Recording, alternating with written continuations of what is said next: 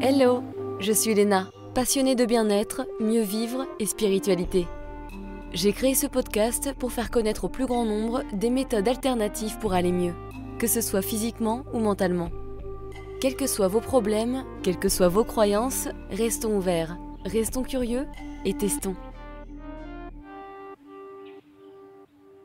Bonjour à tous, et voici la suite de l'épisode sur la préménopause et périménopause avec Céline Ovette de Céline Santé Naturelle. Bonne écoute! Parlons des célèbres bouffées de chaleur et des transpirations excessives la nuit. Alors qu'est-ce qui se passe? Parce que c'est vrai que c'est très désagréable, ça nous empêche de dormir, on dort mal. Alors, c'est ce qu'on appelle les syndromes un peu climatériques de la ménopause. Alors, on ne C'est connaît la pas tempête. encore. Ouais, c'est un peu ça. Alors, les mécanismes exacts, on ne les connaît pas spécifiquement.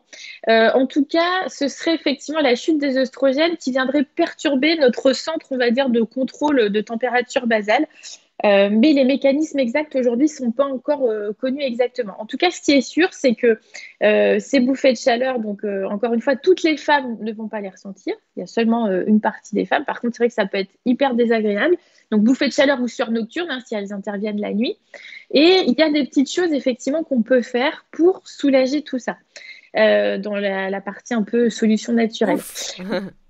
Alors, moi, je conseille plusieurs choses. Déjà, ça va être l'importance de la respiration. Donc, et surtout de repérer dans quel contexte elles surviennent. Et ça, j'encourage vraiment les femmes qui vivent ça à tenir un peu un journal de leur bouffée de chaleur. Alors, ça peut paraître bizarre, mais je peux vous assurer que ça fonctionne. Dans le sens où vous allez voir si vos bouffées de chaleur, elles interviennent après un moment de stress. Est-ce que c'est après avoir mangé certains aliments, bu un verre d'alcool, dans certaines situations bien précises. Donc, vous faites ça sur plusieurs semaines, on va dire 3-4 semaines. Et vous voyez un petit peu, essayer de repérer les situations analogues pour voir un peu dans quel contexte déjà ça se déclenche. Donc ça, déjà, ça va nous donner pas mal d'indications. Ensuite, un geste qu'on peut faire, c'est d'utiliser un hydrolat de menthe poivrée et que l'on va vaporiser. Donc, alors, on fait attention aux yeux, bien évidemment, mais au niveau du buste ici, et on peut le vaporiser ici aussi, sur les bras, les avant-bras, le ventre, pourquoi pas, si on peut découvrir. Et ça va apporter tout de suite un coup de fraîcheur aussi. Vraiment, ça agit bien. Moi, je conseille souvent d'en avoir un dans son sac, un dans la table de nuit, un dans la voiture, par exemple, ou au travail, et de pouvoir l'utiliser. Donc ça, c'est vraiment important. Et puis après, on sait que le fait de pratiquer un sport aussi permet de calmer aussi les bouffées de chaleur. Le fait de transpirer et de jouer un petit peu sur le cardio, ça permet de réduire l'intensité et la fréquence aussi des bouffées de chaleur. D'accord, intéressant, ouais. Et puis la cohérence cardiaque, enfin, les techniques de respiration qu'on peut pratiquer. Cohérence cardiaque, on peut le faire de partout, ça nécessite aucun matériel, c'est accessible à tous et il y a plein d'effets sur les bouffées de chaleur, les sueurs nocturnes, mais aussi sur la concentration, sur le système immunitaire, sur tout un tas de trucs. Donc, Et j'ai entendu parler de l'hypnose aussi pour ça. aussi, l'hypnose, l'acupuncture, il y a plein de techniques. Faut Moi, là, je tester donne pour juste trouver ce des qui petits fonctionne. tips. Voilà, je vous donne juste des petits tips comme ça à essayer et voilà, qui sont faciles à mettre en place. Mais il existe vraiment pas mal de choses pour accompagner la femme à cette époque.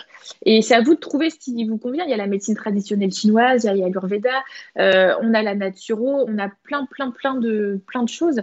Et effectivement, il faut trouver ce qui vous convient parce que on est toutes différentes et on ne sera pas forcément toutes réceptives à la médecine traditionnelle chinoise ou à l'Ayurveda Totalement. ou à l'acupuncture. Donc, faut tester. Hmm. Quels sont les traitements classiques que l'on recommande en cas de périménopause pour apaiser les symptômes? Parce que certains, ils sont pas sans conséquences, il me semble. Ils sont même controversés car ils augmentent le risque de certains cancers et les risques cardiovasculaires. Tu parles du traitement substitutif de la ménopause? Exactement. Ouais. Alors, ça, c'est pareil. Qui dit traitement, pour moi, dit maladie. C'est un peu la même chose avec la pilule contraceptive. La pilule contraceptive, c'est un médicament qu'on donne à des femmes en bonne santé. On en avait parlé hein, lors du podcast qu'on avait enregistré Tout la à fois fait. dernière. Mais c'est vrai que pour moi, c'est toujours compliqué de dire, voilà, je suis en bonne santé et je dois prendre un médicament pour contrer, alors soit un signe de bonne santé, comme la fécondité, par exemple, quand on prend la pilule, ou la ménopause, qui n'est pas une maladie, mais qui fait partie du processus naturel de la vie d'une femme, au même titre que la puberté, une grossesse si on décide d'en avoir une, etc. Donc voilà, donc déjà il y a ça. Alors effectivement, moi je considère que c'est à chaque femme effectivement de prendre sa décision vis-à-vis de ça, de s'informer, de peser le pour et le contre. Le praticien de santé, médecin gynécologue, devra bien vérifier les antécédents, vérifier s'il y a bien une mammographie qui a été faite de moins de 2 ans. Enfin, il y a tout un tas de choses à vérifier. Mais dans l'idée, pour moi, je considère que le traitement hormonal substitutif de la ménopause ne doit intervenir qu'en dernier recours, quand on a d'abord essayé des techniques naturelles et que elles ont échoué. Et surtout, si et seulement si on a des symptômes rageants, enfin, c'est-à-dire voilà, des trucs vraiment plus, des bouffées de chaleur qui nous empêchent de mener une vie sociale normale, des dépressions, ce genre de choses. Donc là, oui, pourquoi pas, parce que si vraiment on est en échec avec les méthodes naturelles, ok. Il y a un autre cas où, pour le coup, le traitement peut être intéressant. Et là, je le dis, c'est rare quand je fais, entre guillemets, la promotion d'un truc comme ça, mais je le dis parce qu'il y a quand même pas mal de risques. Alors, c'est vrai qu'on est aujourd'hui dans une période où on veut plus de naturel, on veut prendre soin de soi, et du coup, il y a aussi un rejet du tout hormone, vraiment. On le ressent, enfin, voilà. Moi, je suis pas contre tout, mais je crois qu'il faut un peu de discernement. Et il y a un cas, c'est notamment le cas des ménopauses précoces. Ménopause précoce, par exemple, à 40 ans, en fait, ce qui va se passer, c'est qu'on va du coup avoir des risques cardiovasculaires accrus, les risques d'ostéoporose aussi. Donc là, ça peut valoir le coup de prendre ce traitement hormonal, sachant qu'il doit toujours être pris de manière très temporaire, ponctuelle. C'est très encadré aussi. Normalement, c'est un rendez-vous tous les ans à minima. On refait des examens pendant 4-5 ans, parce que là, il y aurait vraiment des risques à ne pas le prendre. Il y aurait plus de risques, entre guillemets, à ne pas le prendre qu'à le prendre pour le coup. Et ça, c'est quelque chose des fois qui est compliqué à comprendre pour certaines femmes, parce qu'effectivement, il y a des études voilà, qui mettent en évidence qu'il y a certains risques associés à la prise de ce traitement. Mais quand on est dans un cas de ménopause précoce, sincèrement, j'avais le cas la fois dernière avec une consultante qui ne voulait pas en entendre parler.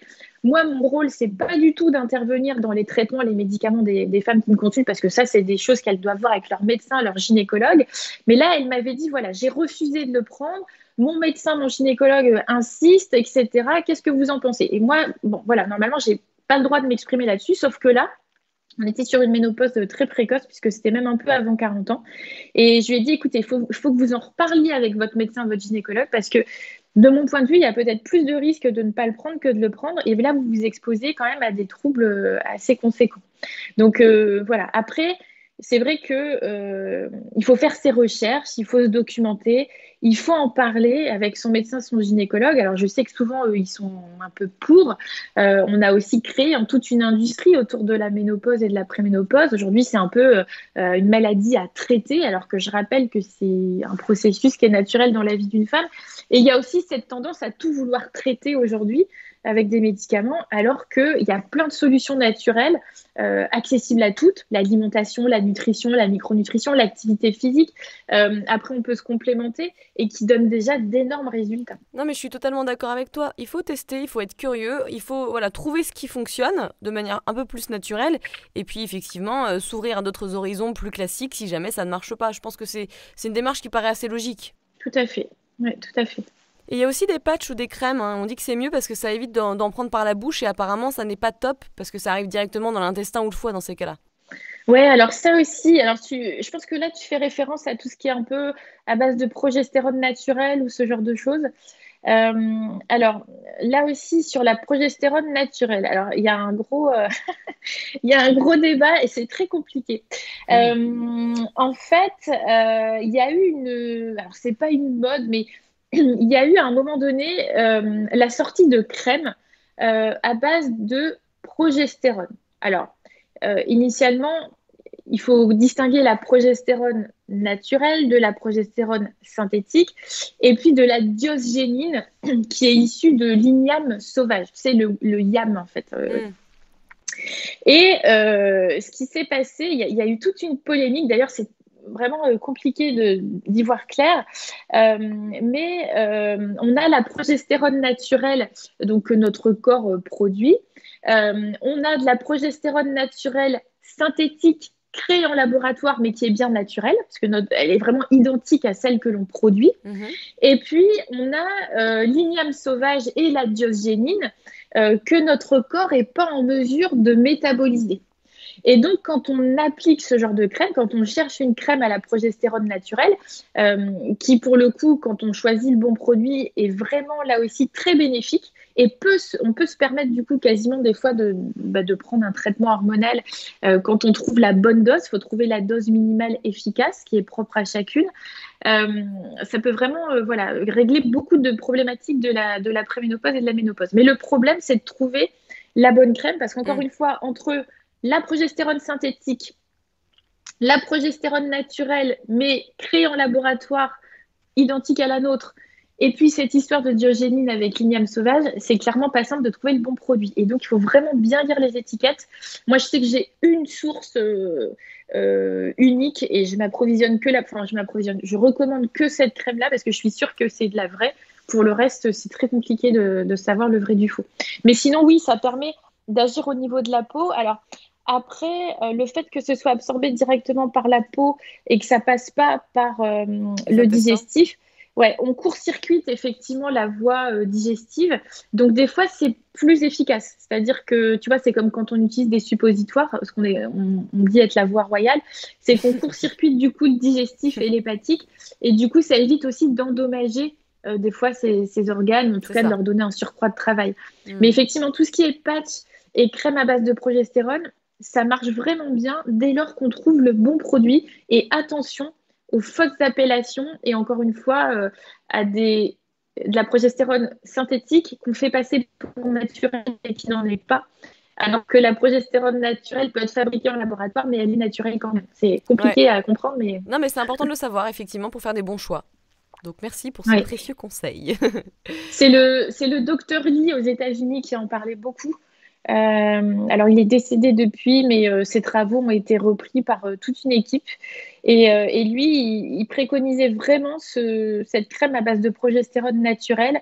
Et toutes les femmes, moi, qui l'ont essayé, me disent que ça a vraiment réglé 80-90% de leurs problématiques, vraiment. Donc, en fonction de leurs symptômes et en fonction de ce qui se passe à l'intérieur. C'est ça, du produit et de la dose. Après, il faut trouver la bonne dose. Et c'est vrai qu'il faut rappeler que c'est pas une crème cosmétique, hein, c'est une crème thérapeutique, on va dire, qu'on applique à différents endroits du corps. Et donc, ça vient, du coup, rééquilibrer notre balance. Intéressant. Donc, open, mais trouver la bonne source. C'est ça. Et tu conseilles quoi, toi, pour mieux dormir la nuit ? Alors, pour mieux dormir la nuit, on a pas mal de choses. On a tout un arsenal, hein, pour le coup. Alors, on va avoir en phyto, on peut avoir des plantes, donc comme le tilleul, on peut avoir la valériane, le pavot de Californie, par exemple. Alors qu'on peut prendre soit sous forme de tisane, soit sous forme de gélule. Il faut aussi regarder si des fois on n'est pas face à un déficit aussi de mélatonine, donc via la sérotonine. Puisque la sérotonine, c'est un neurotransmetteur en fait que le corps va fabriquer et qui va servir de précurseur à la synthèse de la mélatonine, qui est l'hormone du sommeil. Et c'est vrai qu'on a souvent des problématiques de neurotransmetteurs, donc dopamine ou sérotonine. D'une part parce qu'aujourd'hui, on mange moins bien, moins équilibré, etc. Et puis la sérotonine, elle est fabriquée principalement dans l'intestin. Et là aussi, si on a des problématiques intestinales, on risque de mal fabriquer cette sérotonine. Du coup, on n'a pas, comme c'est le précurseur de la mélatonine n'a pas assez, pas ce qu'il faut pour être bien synthétisée. Donc ça peut être intéressant aussi. On peut utiliser donc encore une fois soit les gélules, les tisanes. On peut avoir aussi la gémothérapie, donc les bourgeons de plantes en gouttes, ça fonctionne très bien aussi. Et puis après, on peut faire des compositions aussi un peu plus personnalisées. En fonction des symptômes que l'on a. Voilà, l'idée, c'est de voir d'où vient la problématique du sommeil. Quelle est la cause apparemment? Est-ce que c'est plutôt effectivement les neurotransmetteurs? Est-ce que c'est plutôt le stress? Est-ce que c'est les sueurs nocturnes? Parce que là aussi, des fois, on n'arrive pas à dormir parce qu'on appréhende la survenue de la sueur nocturne ou parce qu'on sait qu'on va être réveillé et du coup, on est réveillé, on n'arrive pas à se rendormir. Il y a tout ça. Ça peut être les envies de pipi aussi. On parlait tout à l'heure des fois des troubles urinaires. Donc, il faut voir d'où ça vient et en fonction de ça, on va avoir différentes réponses à apporter. Totalement, oui. On a vite fait aborder le sujet tout à l'heure, mais comment les hormones affectent les os? Parce que c'est vrai que l'oestrogène, elle joue un grand rôle là-dessus, et on a des risques de souffrir d'ostéoporose. Comment ça se passe? Ben, en fait, œstrogène, hormone proliférative, on disait tout à l'heure, Mm. et en fait, elle permet effectivement la réparation et la croissance de l'os, tout Tout simplement. simplement, ouais. Donc, à partir du moment où il n'y a plus de production d'œstrogène ou qu'elle baisse, et bien effectivement, l'os se renouvelle moins bien, moins vite, et donc on va être plus sujet effectivement aux fractures, donc ostéoporose, ostéopénie. Et là, c'est encore une fois la place de l'exercice physique, on n'y pense pas assez, mais c'est qu'en fait, que quand on fait de l'exercice physique, et notamment celui avec des charges faibles, donc des petits poids ou des élastiques bandes par exemple, eh bien, quand on fait travailler le muscle, il est attaché sur les os via les ligaments, les tendons, etc. Et donc, quand on étire les muscles, on tire sur ces ligaments et ces tendons qui sont accrochés sur les os, et donc ça crée des micro-traumatismes sur les os. Parce qu'on tire, voilà, c'est quelque Ce chose qui qui est va les accroché dessus et renforcer. on tire. Voilà, exactement. Donc c'est un peu comme quand on fait du sport, on crée des lésions au niveau des muscles et c'est le muscle en se réparant qui gonfle et qui devient plus fort. C'est Ouais. pareil pour les os. Et c'est intéressant parce que tu sais, on dit souvent, oui, il faut pas faire que du vélo ou de la piscine, parce qu'il faut justement qu'il y ait voilà, on touche contre le sol, etc., qu'il y ait du frappement, entre guillemets, enfin que voilà. Et toi, tu dis qu'en plus de ça, il y a aussi les élastiques qui permettent de faire cet effet-là. Ouais, les Ouais, élastiques bandes ou les petits poids. Et c'est vrai que ce qui est intéressant dans la pratique physique, il faut essayer de mixer trois types d'exercices. Moi, c'est ce que je conseille. Il faut faire du cardio pour le cœur, évidemment, pour transpirer, etc. Il faut faire des exercices de renforcement musculaire, donc ce qu'on disait, avec des petites charges de 2, 3 kilos ou des élastiques bandes. En plus, ça s'emporte partout dans un sac exactement. de voyage, en valise. Donc là, il n'y a pas de prétexte pour pas s'y mettre. Et puis, ça peut être aussi intéressant de faire une pratique un peu plus stretching, souplesse, comme le yoga, le stretching. Et donc, Oui, quand ouais. on arrive à organiser ça, c'est-à-dire une pratique cardio, une pratique de renforcement musculaire et une pratique de stretching, et ben là, on a clairement tout ce qu'il faut pour que le corps soit en bonne santé, souple, délié, pour tout faire travailler. Mais en tout cas, ouais, pour les os, le but, c'est pas de se gaver de produits laitiers qui sont plutôt acides et qui vont avoir tendance justement à déminéraliser et à accélérer l'ostéoporose, mais plutôt à aller chercher du calcium sur des sources telles que tout ce qui est vert, donc les légumes verts feuillus, les amandes, les oléagineux, enfin voilà, les sardines aussi, on n'y pense pas, mais les sardines, c'est très très bon en termes d'acides gras polyinsaturés. Et si on les mange avec les arêtes en plus, voilà, c'est bourré de calcium. Et surtout, ne vous gavez pas de produits laitiers. Alors Ça, là, c'est c'est fou, hein. contre-productif. Les gens comprennent pas. Ils comprennent pas qu'en fait, Non. mais c'est parce qu'on a été, ça fait des décennies que voilà, il y a les lobbies qui jouent, mais c'est vrai que non, les produits laitiers, c'est pas forcément recommandé. Au contraire, il y a plus de cas d'ostéoporose, comme je le dis, dans les pays européens que par Ouais. exemple en Chine. En Alors peut-être que Asie. maintenant ça s'inverse, hein, mais Non, non, mais c'est vrai, c'est parce qu'en fait, les produits laitiers sont acidifiants. Et donc, quand le corps est acidifié, il va chercher à basifier. Et donc, les bases, il va les trouver au niveau des os, au niveau des dents.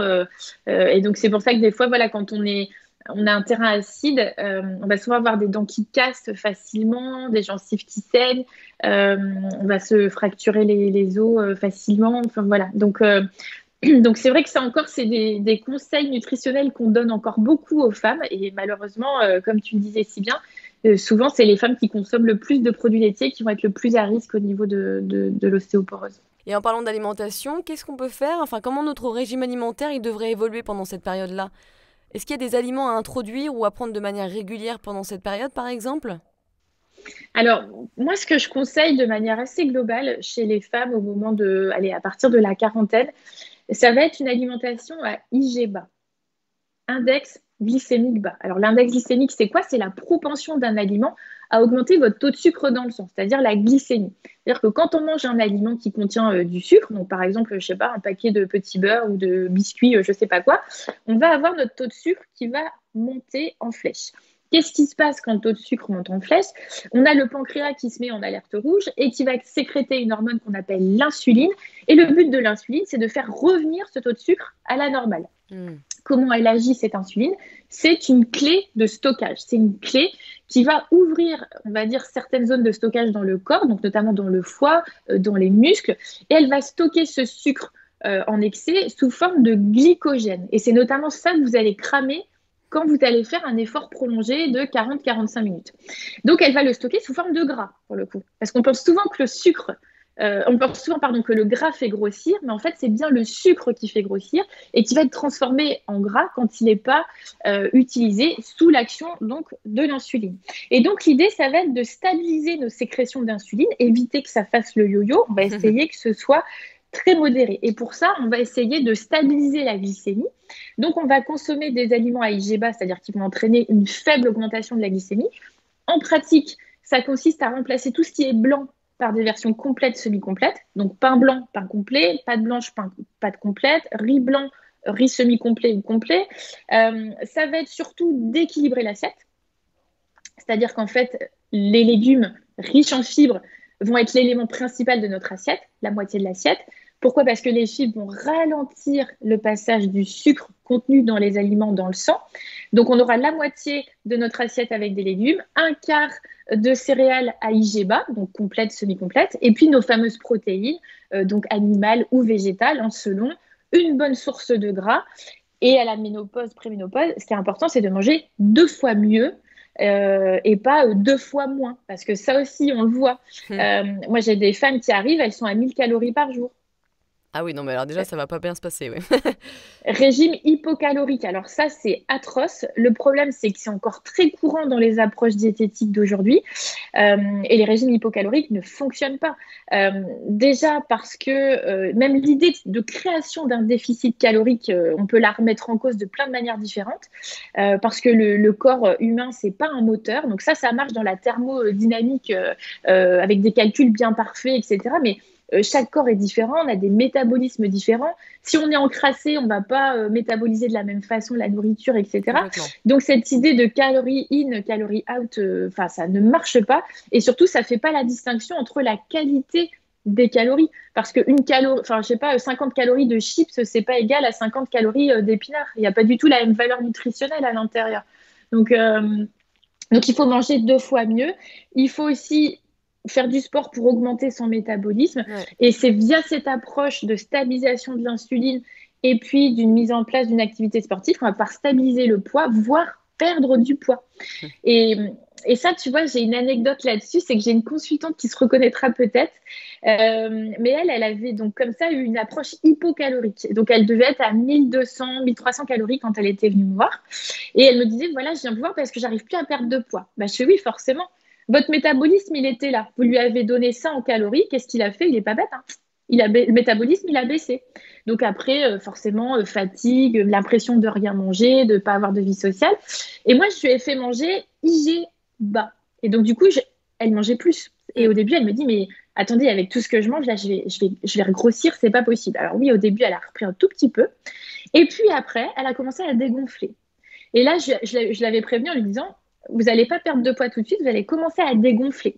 Et effectivement, elle avait perdu 7 cm de tour de taille. Ah, vache. Elle n'avait toujours pas perdu de poids. Et après, elle a commencé à perdre du poids tout en mangeant à sa faim, en ayant le plaisir de remanger à table avec sa famille, de refaire des repas avec des amis. Elle s'était remise à faire de la marche. Et aujourd'hui, elle me dit, voilà, j'ai retrouvé le plaisir de manger parce que je ne mangeais plus rien à part des shakers, des trucs, des machins. Et on perd du poids. Parce qu'il faut comprendre que la clé, c'est la stabilisation de l'insuline. C'est moins on sécrète d'insuline, moins on stocke. Et donc, plus on va perdre de poids. Et si en plus, on encourage ça avec le sport, là, c'est le combo gagnant. Mais ça demande un peu de patience. Il faut un petit peu plus de temps pour que ça fonctionne. Mais une fois que c'est parti, c'est parti. Ouais, génial, super. Ça nous fait plaisir quand on entend ce genre de témoignage. Ouais. Non, mais c'est vrai. Et ça, il faut vraiment le comprendre parce que c'est pas en s'affamant que ça fonctionne. Puis t'as les choux aussi qui équilibrent les hormones. Oui, tout ce qui est crucifère. Via le DIM, en effet. Ouais, ça. Alors ça, les brocolis, tout ce qui est chou-fleur, chou-kale, c'est quelque chose que je conseille de mettre au menu 3 à 4 fois par semaine minimum. Parce que ça permet de bien détoxifier effectivement les hormones, ça agit sur plein de choses, ça prévient aussi certains types de cancers. Et il y a plein de façons de les manger et c'est très très bon. Et je vous conseille vraiment de les mettre au menu 3-4 fois par semaine. Et là aussi, fausse croyance par rapport à la thyroïde, parce que souvent on dit ah oui, mais c'est goitrogène. Alors c'est le cas qu'on s'est cru, mais qu'on s'est cuit, il n'y a pas de souci. Ouais. Et puis il y a les protéines, je pense que c'est vrai que comme tu l'as dit tout à l'heure, mais c'est hyper important d'en prendre parce qu'on a tendance à perdre du muscle. Donc Exactement. ne pas, parce que tu vois, il y a des personnes du coup, ouais, le soir je mange plus de protéines, mais au final, quand t'es une femme, c'est peut-être important d'en reprendre en fin de compte. Alors, ça, c'est super que tu abordes le sujet parce que pour le coup, c'est un truc que je vois souvent aussi en rendez-vous. Les femmes, de manière générale, ne mangent pas assez de protéines. Mm. Je rappelle que les besoins, alors, je vais vous donner une méthode de calcul assez simple. Alors, c'est voilà, à moduler en fonction de son niveau d'activité, mais les besoins, c'est 1 gramme par kilo de poids par jour.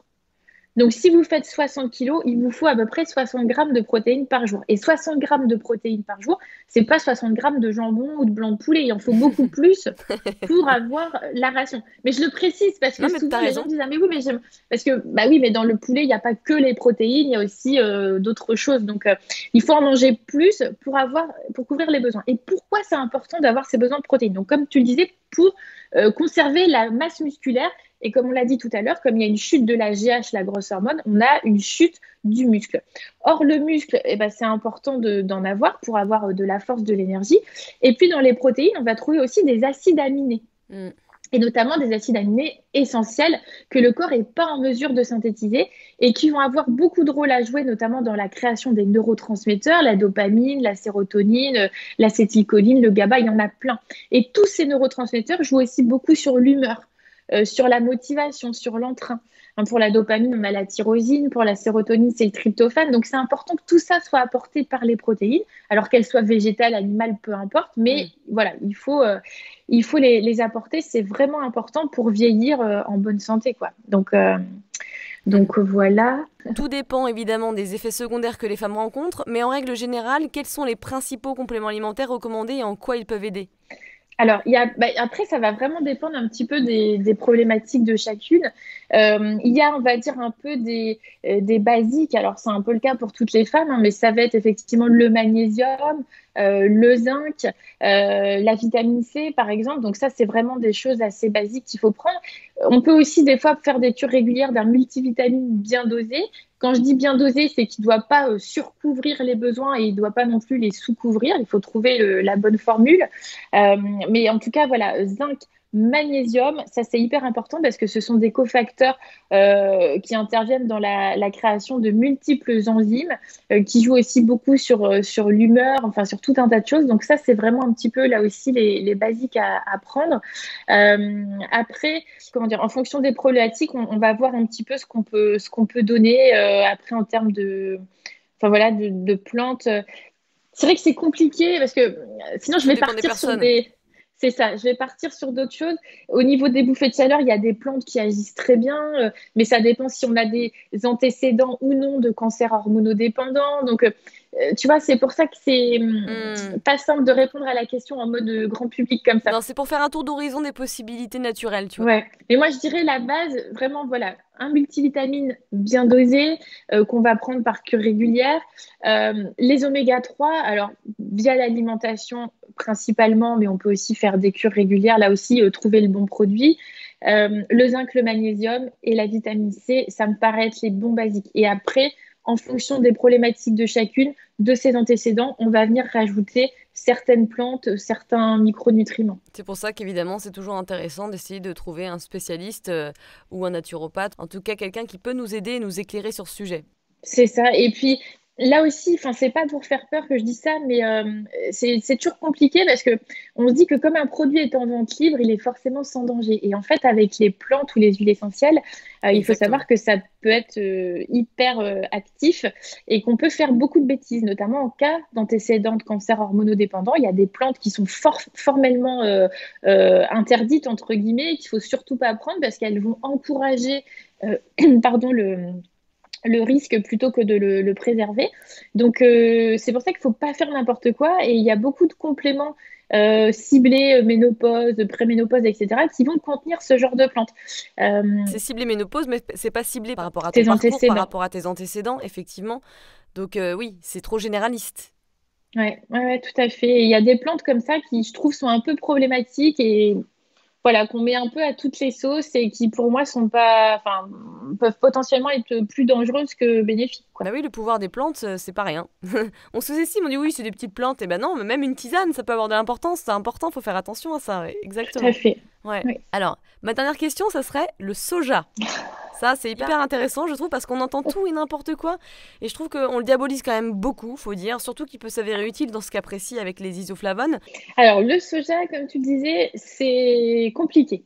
Parce qu'aujourd'hui, effectivement, on entend tout et son contraire, mais surtout, on va trouver des études qui vont nous dire un peu tout et leur contraire. Donc, alors, moi, j'aime toujours bien rappeler un peu dans quel contexte on s'est intéressé au soja initialement. C'est parce qu'effectivement, on s'est rendu compte que les femmes asiatiques avaient moins de cancers hormonodépendants que les femmes européennes ou, enfin voilà, comment dire, Occidentales, enfin pas enfin. européennes, Et mais voilà, pourtant, elles en occidentales. bouffaient Voilà. hein, du tofu. Hein.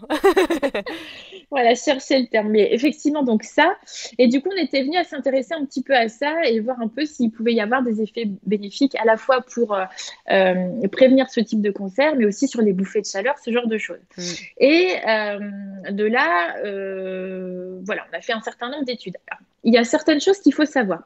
C'est que déjà, en Asie, le soja, il est consommé de manière fermentée, alors que chez nous, il est ultra transformé, n'est-ce pas? C'est des galettes, des steaks végétaux, des laits végétaux, enfin des trucs texturisés, enfin tout ce qu'on veut, mais c'est ultra transformé et ça n'a rien de fermenté. Il faut savoir aussi que les Asiatiques l'utilisent en condiment, donc c'est-à-dire en petit accompagnement, alors que nous, ben, tout de suite, c'est voilà le steak de soja, le truc de soja, c'est toujours des grosses quantités. Et puis surtout, ils ont une flore. On revient à la flore intestinale. Ils ont une flore intestinale qui est différente de la nôtre et en tout cas qui leur permet de métaboliser le soja, ce qui n'est pas le cas chez nous. C'est à peu près 20% chez nous de la population qui est capable de métaboliser le soja. Donc il y a ça. Et puis après, il y a un autre truc qui, alors c'est en plus, hein, mais ça c'est moi, c'est que faut savoir qu'il y a 95% de la production de soja, elle est OGM aujourd'hui. Oui, alors ça, nous en France, on est quand même un peu plus protégés, surtout si on prend bio. Je parle du bio, hein, encore une fois. C'est Où ça. il y en a dans le sud-ouest, c'est plutôt rassurant. Oui, c'est pas du Chili ou du Pérou ou de je ne sais où, de trucs de C'est l'horreur. ça. Mais grosso modo, sur des produits de base conventionnels, enfin ce qu'on trouve majoritairement, on est surtout sur des OGM. Donc déjà, on a ça. Et donc, on s'est rendu compte que par rapport à ça, donc au fait que nous, on mange plutôt du soja ultra transformé, surtout des grosses quantités, on sait qu'on n'a pas forcément la flore pour le métaboliser. Donc du coup, c'est un peu compliqué, moi je trouve, de se positionner par rapport à ça et de savoir si en effet c'est bénéfique ou pas. Ce qui est certain, c'est que le mode d'action, c'est qu'en fait, ça va venir effectivement mimer l'action de nos œstrogènes, donc en venant se fixer sur les récepteurs. Et comme au moment de la ménopause, on n'en produit plus hein, des œstrogènes naturels, voilà, ça va avoir un effet, un certain effet qui peut être favorable à certaines femmes. Maintenant, pardon, maintenant sur vraiment les bénéfices à long terme et voilà, est-ce qu'on doit en faire une grosse consommation? Moi, je trouve qu'on a encore le doute aujourd'hui et que du coup, voilà, encore une fois, quand il y a un doute, il n'y a plus de doute. Et moi, je préfère l'éviter et pas forcément le conseiller encore. Même sous forme Pour... fermentée? Alors, sous forme fermentée, non, ça, on peut le consommer un petit peu, il n'y a pas de souci. Mais ma question, enfin, comment dire, mon truc, c'est de dire, est-ce qu'on en tire vraiment des bénéfices au final? Je ne sais pas exactement. Je sais pas. En fait, quand je regarde les études aujourd'hui, et je regarde régulièrement, j'ai pas de comment dire, je trouve qu'on n'a pas de consensus. Tu vas dire une étude qui va te dire voilà, il y a des effets, etc. 3 jours après, tu en as une autre qui te dit l'inverse. Ouais, c'est un Et je sujet trouve assez... que, Ouais, ouais, c'est assez tu compliqué, vois, effectivement. c'est compliqué. Et alors après, voilà, moi, à mon niveau, comme je le dis toujours, je suis ni médecin, ni biologiste, ni chercheuse. Je peux pas affirmer, enfin, quand j'affirme quelque chose, c'est que je lis des choses et que j'ai lu un faisceau de choses qui me prouvent par A plus B que c'est vrai. Pour le soja, aujourd'hui, c'est pas encore le cas. Tu vois, enfin, je trouve qu'on a encore, je sais pas, il y a encore trop de choses qui. Non, mais tu vois, Bah, je pense que c'est quand même important de se dire que à partir du moment où tu manges de manière variée et équilibrée, l'introduire de manière fermentée et biologique comme du tempeh, du natto ou ce genre de choses plusieurs fois par semaine, sans que ça soit excessif, parce que tout est question d'équilibre, je pense que dans tous les cas, ça peut t'apporter voilà, des bonnes protéines. oui, tout à fait. Et puis les isoflavones, etc. Mais pour le coup, ouais, voilà, d'aller à fond là-dessus, en mode tous les jours, etc. Tu vois, voilà. Et c'est le cas aussi pour les régimes végétariens, hein. Pour le coup, voilà, on peut enfin, faire la petite digression, mais voilà, il faut faire attention à bien varier ses sources de protéines et à pas aller que vers le soja, parce qu'encore une fois, les effets à long terme, bah, je pense qu'on les connaît pas encore Bah, tu vraiment, vois, quoi. on parle aussi du soja, mais on parle aussi, bah, tu vois, certains régimes végétariens, c'est pro-insulinique, si je puis dire. C'est-à-dire que on va manger plein de céréales avec plein de légumineuses. C'est toujours pareil, c'est aussi varier son alimentation. C'est pour ça que je parle aussi du soja fermenté, parce que ça peut éviter de prendre, encore une fois, des céréales, donc des glucides, des glucides et des glucides. Il faut faire attention, effectivement, c'est un sujet vaste et il ne faut pas se lancer dans le végétarisme ou le végétalisme, comme ça, hop, sans connaître quoi que ce soit sur son corps et sur les apports nutritionnels, c'est hyper important. Surtout que, bah, encore une fois, c'est pas un régime qui convient à tout le monde non plus. Mm. Donc, c'est important. Est-ce qu'il y a quelque chose que tu veux rajouter? Alors oui, il y a un sujet, et je voulais en dire quelques mots, c'est le sujet de la thyroïde au moment effectivement de la préménopause et de la ménopause. Tout simplement parce que comment dire, souvent les symptômes se juxtaposent et on passe souvent à côté d'un diagnostic d'hypothyroïdie en mettant tout ça sur le compte de la ménopause. Et donc c'est important de comprendre qu'il y a un lien entre les hormones thyroïdiennes et les hormones sexuelles, et notamment avec comment dire, les œstrogènes. Et donc, voilà, il faut vraiment, comment dire, enfin, par rapport aux symptômes qu'on peut avoir, il y a beaucoup voilà, de cas où on passe à côté d'une hypothyroïdie et c'est important de le savoir et des fois d'insister pour faire vérifier un petit peu la fonction de la thyroïde à ce moment-là. Parce que on va dire le déséquilibre hormonal va vraiment agir sur les hormones en augmentant la production d'hormones inactives. Et donc ça peut traduire effectivement derrière un sous-fonctionnement de la thyroïde et donc des hypothyroïdies. Et là aussi, il y a beaucoup d'errances médicales sur ce sujet. Et ça me tient à cœur parce que, bah, pareil, l'hypothyroïdie, la façon dont on mesure les hormones encore en France, bon voilà, on est un Pas peu... terrible. Pas Ouais, terrible. c'est pas génial. Donc, Mais donc, donc est-ce que voilà. ça peut jouer dans les deux sens? À la fois, l'hypothyroïdie joue sur donc, les symptômes de prémenstruels et les symptômes de périménopause, mais à la fois, la périménopause joue donc sur la thyroïde. Est-ce que les deux, tu vois, ça peut jouer dans les deux sens? Oui, ça joue dans les deux sens, notamment parce que, alors, quand il y a trop d'œstrogènes, ça va jouer sur la TBG, qui est en fait donc la protéine de transport qui est synthétisée par le foie et à laquelle vont se lier les hormones thyroïdiennes. Et ça va augmenter la part d'hormones inactives et donc du coup bah, une moindre efficacité des hormones thyroïdiennes. Et donc avec tous les symptômes d'hypothyroïdie qu'on va avoir. Et à la fois, donc l'une influence l'autre en fait, étant donné que la relation elle fonctionne dans les deux sens. Et ça, c'est un vrai sujet parce que voilà, il y a beaucoup de femmes qui, au moment de 40-45 ans, vont être touchées par une hypothyroïdie à côté de laquelle on va passer en disant oh, mais tout ce que vous me décrivez, c'est la ménopause, c'est la préménopause. Et en fait, Ouais. non, c'est bien plus profond que ça. Donc, par exemple, si on a des symptômes qui ressemblent à ceux de la ménopause, préménopause, entre 35 et 42 ans, par exemple, il faut se poser la question de l'hypothyroïdie plus tôt, quoi. Donc, c'est important de le dire. Parce que c'est aussi des choses qu'on voit souvent. Ouais. Amen to that. Où est-ce qu'on peut te trouver, Céline? Eh bien, écoute, je consulte en ligne principalement. Donc, vous trouverez toutes les infos sur mon site www.célinesanténaturelle.com. Mon agenda est pour l'instant complet, mais je développe des programmes d'accompagnement en ligne et il y a notamment un programme d'accompagnement de la préménopause et de la ménopause qui va sortir à la rentrée. Le but étant ben, justement de délivrer toute cette information aux femmes et surtout de leur proposer une approche personnalisée dans un programme de groupe. Donc, Super. c'est-à-dire, parce qu'effectivement, chaque ménopause est différente, Bien sûr. chaque ménopause ne se ressemble pas, et pour être pertinent et pour avoir des résultats, il faut vraiment adapter le conseil à chaque femme. Donc Génial, voilà. c'est excitant, ça, super. Bah, ça sera sûrement sorti d'ici là, en fait, d'ici que le podcast soit publié. Ça marche. Et puis, dernière petite question, parce que d'habitude, tu sais, je finis avec le jeu de questions-réponses, mais je te l'ai déjà fait la dernière fois. Mais je sais que toi, tu lis beaucoup. Est-ce que, voilà, il y a un dernier livre qui t'a marqué récemment? Il y en a plein en fait. Non, mais je sais pas combien de livres tu lis par semaine, mais bon. Ouais, en fait, il y en a plein. Il y en a plein. Alors, il y en a. Alors, c'est pas sur mon, pour le coup, sur mon sujet de prédilection.